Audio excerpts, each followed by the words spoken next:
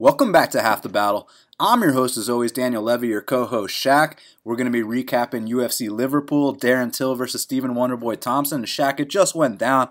Darren Till defeated Stephen Wonderboy Thompson via unanimous decision. It was a very controversial decision. 249-46s, 148-47, and he beat the number one guy. Yeah, it was a great fight. A lot of people would complain about that type of fight, but I thought it was a serious chess match. I mean, either guy makes a mistake, they could be unconscious. So I thought it was a great fight. I didn't think it was a robbery by any means, but I thought Wonderboy won the first 3 rounds. But, it was a close fight, and you can't fight close in Till's hometown. So, congratulations to Till. I think he's one fight away from that title fight, and he beat the number one guy in the world. Yeah, 100%. And, it was a tough fight to score. I thought the first round definitely went to Wonderboy. The second and fifth definitely went to Darren Till. For me, it was the third and fourth that were in question. So, I wasn't surprised to see the hometown guy edge it out. And that's exactly what happened there. And also, you could look at it as, 2-2 going into the fifth. And then Till got the knockdown. The most important shot of the fight was that knockdown. Till had it, and Till got his arm raised as a result in his hometown. 17-0. Yeah, 17-0, and he can make a lot of demands, and I think him and Kamaru could also make a good fight too. So yeah, absolutely, and we're gonna recap the card, but real quick, gotta let them know for the fourth time in a row, back to back, max bet winners. This time on the newcomer Carlo Pedersoli, and Shaq. They just see that this name of this new guy, Carlo Pedersoli, they don't know who he is. All the action comes in on Brad Scott because that's, the UFC vet. That's the guy they've heard of. But when you're best fight picks, when you're max bet season, we put the work in on these guys you've never heard of. And who else is coming out here on UFC debutants? On 1 week short notice, max betting them and cashing at very close odds. Yeah, that's exactly how we thought the fight would go. I thought Scott, fought well, but just not well enough. I thought the southpaw shots would take Pedersoli a long way. And, we were kind of familiar with Pedersoli. We were aware that he beat Dalby, and we were aware that he might step in for this fight. So, the second he came in, we were ready to go. And Pedersoli's a nice little prospect at welterweight. That was a nice performance. Besides the knockdown, I thought he clearly won. I thought he was winning that entire first round up until the knockdown. And I thought the second and third rounds were his for sure. He mixed in the takedowns at the end of both rounds. And I thought he picked Brad Scott off. A lot of people were talking about this so-called cardio issue from my boy Pedersoli, but what they failed to realize is that Pedersoli was just in there with Nick Dalby. Nick Dalby's a guy that won the third round against Darren Till. Nick Dalby's a guy that has a win over Zaleski. So I didn't really put much stock into the fact that he beat the shit out of Nick Dalby for 2 rounds and then gassed in the third, because we're not fighting Nick Dalby, we're fighting Brad Scott, Shaq, and he went out there and took care of business, put on a southpaw clinic. Yeah, just a slip and rip clinic. Scott's a tough guy. He ate the shots. He hung in there, but the split decision was kind of disgusting, but I understand it was in England, but, Pedersoli took care of business, and now it's on to the next. Max bet season's going down in New York on Friday, June 1st. And we'll get the job done again. Max bet season continues because when we say 4 back-to-back max bet winners, we're talking about Marcus Maluka. We're talking about Jack Hermanson. We're talking about Gabriel Benitez. We're talking about fucking Carlo Pedersoli. We can go back this year. We are undefeated. I believe 8-0, maybe 9-0 at this point on max bets this year consensus. But back-to-back, these last 4. It's been max bet season these last few cards, man, and that continues this Friday at UFC Utica and UFC New York. Very excited to capitalize on some opportunities, and once again, it's not what they're thinking. It's not the spot they think we're going to come out here and max bet. These guys were like, oh, I know your max bet. It's Eric Spicely. I know your max bet. It's Nordine Taleb. It's like, no, you have no fucking idea who my max bet is, and you know what, Shaq? They have no idea. They don't even have a clue who it is for this Friday. Even if they guess it, they're not going to get it right, Shaq. You know what I'm saying, man? So they can sign up today to maxbetseason.com. But as far as this card's concerned, man, Neil Magny, he went out there, he took care of the short notice replacement. Oftentimes these are those dangerous spots that, you should probably turn the fight down. You remember what happened when Ricardo Lamas took that Josh Emmett fight. You remember what happened. All these times when these unranked guys fight the ranked guy, and the ranked guy is, risking his top 15 spot. But this time it went his way. He kind of fought a bum. Let's be honest here, Shaq. Yeah, that was fully expected. I thought the line should have been minus 1,000. But Magny went out there and took care of business as usual. now let's move on and put Magny in a real fight. Jorge's been talking, so Magny versus Jorge works. He called out Usman, but I think Usman should fight Till, or something like that. But Magny versus Jorge is fine with me. Yeah, I think there would be a split decision winner in that one, my man. You know what I'm saying? So, yeah, I think Neil Magny definitely has to move up the ladder now, or rebook him with Gunny if Gunny's ever going to fight again, I wonder what my boy Gunny's up to right this second as we speak, as we record this podcast.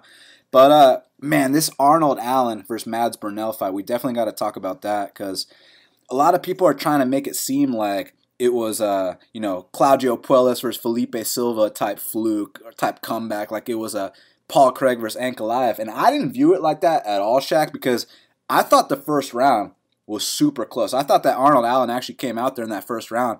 He was moving on the outside very nicely. He was picking his shots. He ended up getting taken down twice in that first round towards the end of it, but then he reversed the position, ended that round on top. I thought the first round, and this might be controversial, could have arguably went to Arnold Allen. Then the second round comes out, and Mads Burnell definitely won the second round. He stalled him out for the duration of the second round. They come out in the third. He shoots a sloppy takedown, and he gets choked out. So to me, I didn't really see it as this massive comeback, this massive this and that. I just saw it as, it was Mads was winning the fight, but you shoot with your head on that outside against a tall, long guy like that, you're going to get caught. We see my boy James Vick do it many times.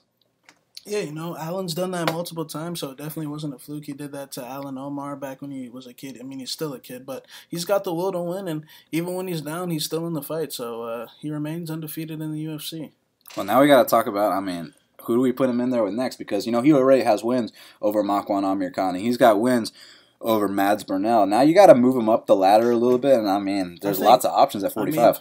A guy that he was supposed to fight in the past, Enrique Barzola. They were supposed to be scheduled for that Boston card, but Arnold Allen pulled out. So, they could rebook that fight. They're both hot prospects at the moment, so I like that fight. Yeah, Enrique Barzola versus Arnold Allen. I would say someone's O has got to go, but my boy Enrique took that L to Bochniak, so, he's not undefeated in the UFC no more, even though he kind of should be. But someone's either going to get their first UFC L or their second UFC L of those two lock horns, so I'm definitely excited about the prospect of that matchup. And Mads Burnell, look, I know that on paper he's lost 2 of his last 3 via third-round submission, but I feel like the paper doesn't tell the whole story because the kid is tough. He does have some strong grappling, and I think that he can win some fights in the UFC. You think he'd go out there and beat Jason Knight? Yeah, for sure, man. He's a young kid. He's 23 years old. This is a learning experience. Young fighters make young mistakes, and he'll be back. Yeah, I agree. So, speaking of Makwan Amirkhani and Jason Knight, those two fought. Split decision, 30-27 for Jason Knight and 229-28 for Makwan Amirkhani. Now, firstly, Shaq, how did you score this fight?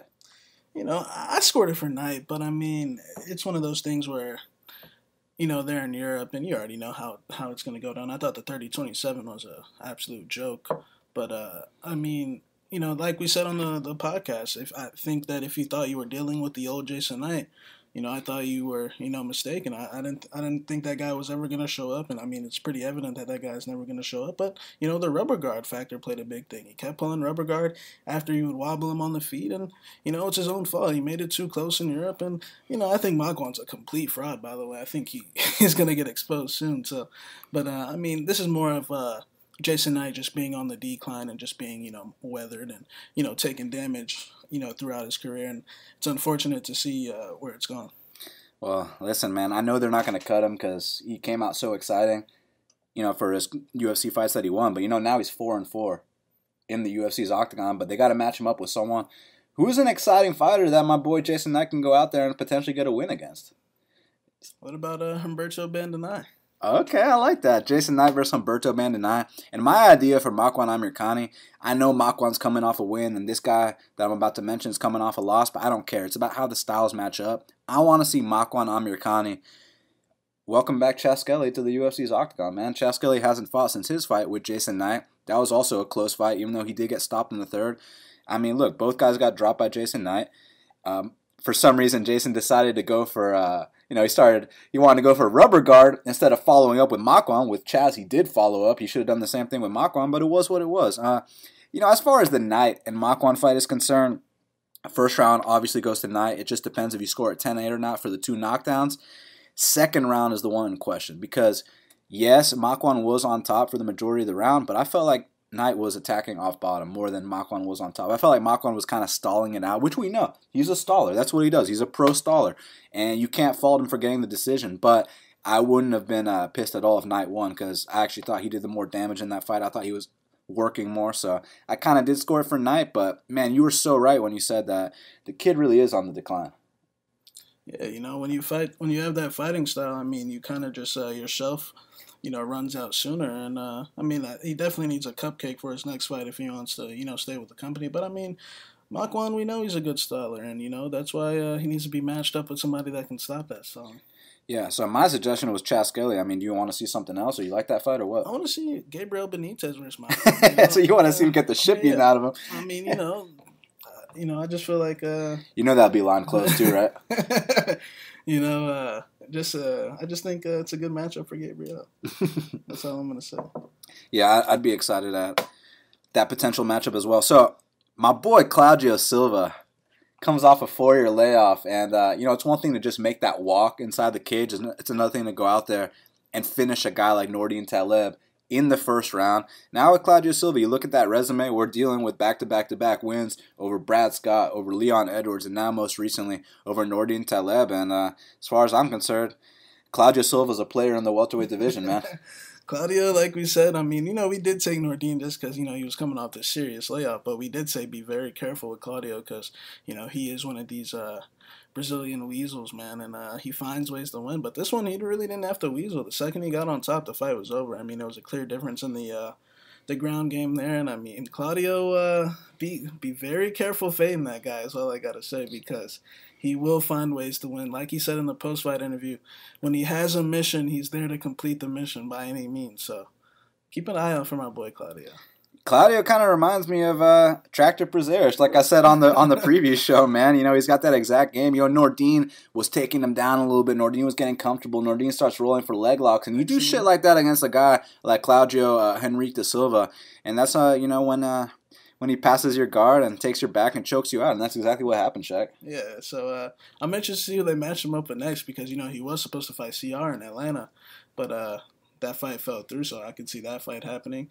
Vicente Luque possibly. So I'm interested to see where he goes. I like that Vicente Luque. Look, you're coming off wins over Leon Edwards and Nordin Taleb. There's no backstep here, Shaq. Yeah, you got to go forward. I mean, he's beating 3 legit guys, So I like that. Claudio Silva versus Vicente Luque.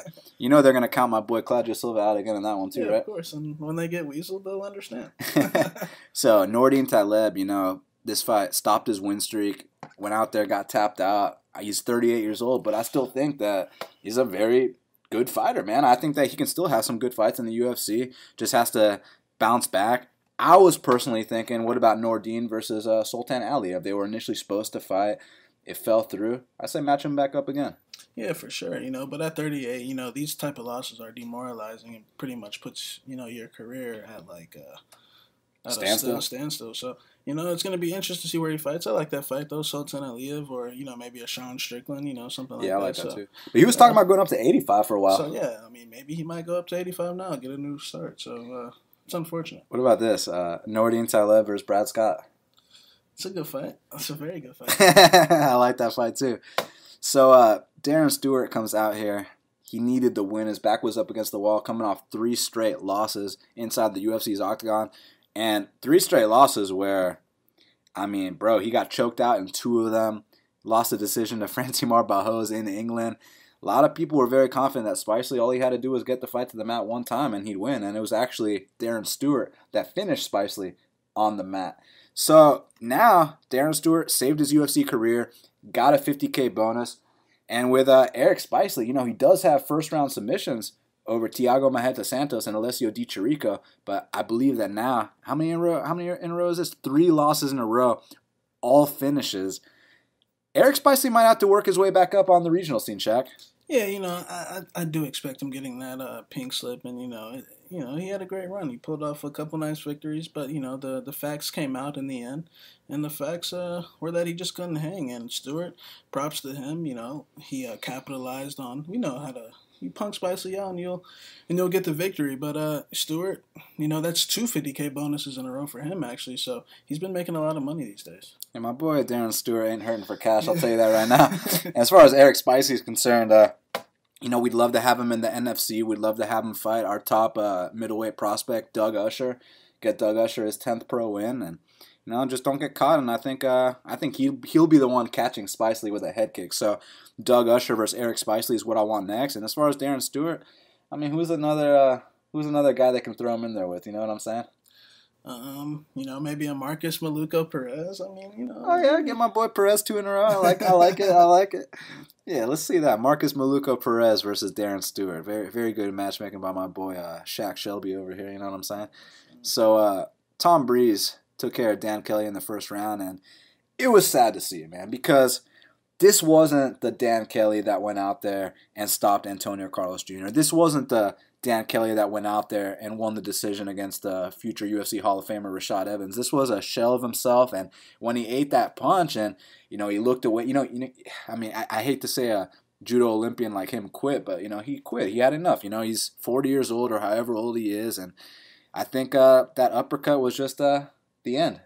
Yeah, another guy, he's had a great career, man. But, he's getting up there in age and he's getting up there in the damage meter, man. But I think he should just hang him up now, man. Make this, just don't make this any worse. So, he's had a great career. And Tom Breeze, congrats to him. Now I want to see Tom Breeze versus Omari Akhmedov, down the line somewhere. Okay, Tom Breeze and Omari, two guys that were formerly at 170 pounds. They both moved up. They both actually look better since they moved up. I like that matchup as well. And as far as Kelly's concerned, look, man, no matter what happens, no matter how many more L's he takes, he will always be the guy that finished Antonio Carlos Jr. He will always be the guy that won the decision against Rashad Evans. And when you retire and you look at the resume, wins over Antonio Carlos Jr. and Rashad Evans looks pretty fucking good to me, Shaq. He accomplished more than anyone ever thought he would. Yeah, he had a great career. So, shout out to my boy Dan Kelly. Always going to be a fan of his. And I wish him the best in his retirement. And Tom Breeze, time to move up that ladder, kid. Because, he hasn't fought, besides tonight, since UFC 199. Yeah, so I think Omari's the perfect opponent to see if he can get on a nice little win streak here. And, I mean, these guys moving up weight classes prove that they, do good in those first few fights. Yeah, and the dudes that moved down weight classes, like my boy Brad Scotch, didn't quite go his way. But look, Lena Landsberg defeated Gina Mazzani. We can just keep it short and sweet on this one. I saw a lot of love for Gina Mazzani because of what she beat Yana and Wu in her last fight. And, we were on Wu. We thought the Mazzani fade was a real thing. We should have just been on it for one extra fight. You know what I'm saying? Yeah, Landsberg definitely, it was an ugly fight, but Landsberg definitely won every round, tied her up, and, congrats to her. So, I mean, look, Lena's a chick that went to the second round with Cyborg. I mean, who do you want to see her in there with next, I still think one of the most disgusting robberies I've ever seen in my life was her versus Pudilova. But, I mean, who really cares? I got something. What about Lena Landsberg versus Sarah McMahon? I mean, that's fine. I'm always down for some second-round fade Sarah McMahon action. So, let's see that. And then Gina Mazzani, what about... This time we need 5 dimes to actually take the live bets and not fuck everyone over, you know what I'm saying? Last time they, if you did live bet in between the Renault fight, they totally fucked everyone over. As far as my girl Gina Mazzani, who's like the Kylan Curran of bantamweight? You know what I'm saying? That's because that's who she should fight next. I think she should. Oh, damn, she's 135. Damn. I was gonna say Jessica Eye after she loses to Rose Clark. Yeah, because Jessica Eye after she loses to Rose Clark, she's gonna be looking for answers. She's gonna move back up a weight class, and I'll let the matchmakers figure out Gina Mazzani's next fight. You know what I'm saying? Yeah. So we already spoke about my boy Carlo Pedersoli Jr. coming through with that max bet winner against Brad Scott. No one heard of this guy a week ago. Comes into the UFC minus 160 odds. They opened him minus 210. Exact same line they opened my boy Jack Hermanson. All the public action came in on Brad Scott, just like they did on Talis Latis. Yeah, we know everyone that's out here fighting. Just put it that way. I know everyone on the roster, or everyone that's getting signed. And I know all the prospects too. So and that's just facts. So, Shaq, another upset that occurred is Jillian Robertson went out there and defeated Molly the Can McMahon. And, I mean, it kind of seemed to me like it was a John Phillips versus Charles Bird type situation where the total fraud got exposed. She's going on social media talking about how she's going to have this trilogy with Valentina. She's going to have this fucking fight with Joanna. She's going to do all these things. You can't even beat Jillian Robertson. Yeah, man. I mean, definitely a case of fraudism right there. And, She looked like shit.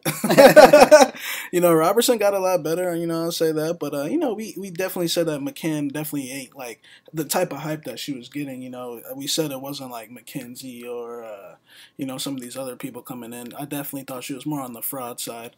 And, Robertson got a lot better. And don't play with my girl Jillian on that mat. All I know is Molly McCann better make me a meatball sub. So, shout out to Jillian Robertson on that one. And, oh, man, the curtain jerker. There's a reason they buried Elias Theodorou on the prelims. Because he is the most boring fighter in the history of the sport. And my boy Trevor Smith gave him a run for his money. Trevor Smith, the guy that's been knocked out in under a minute multiple times.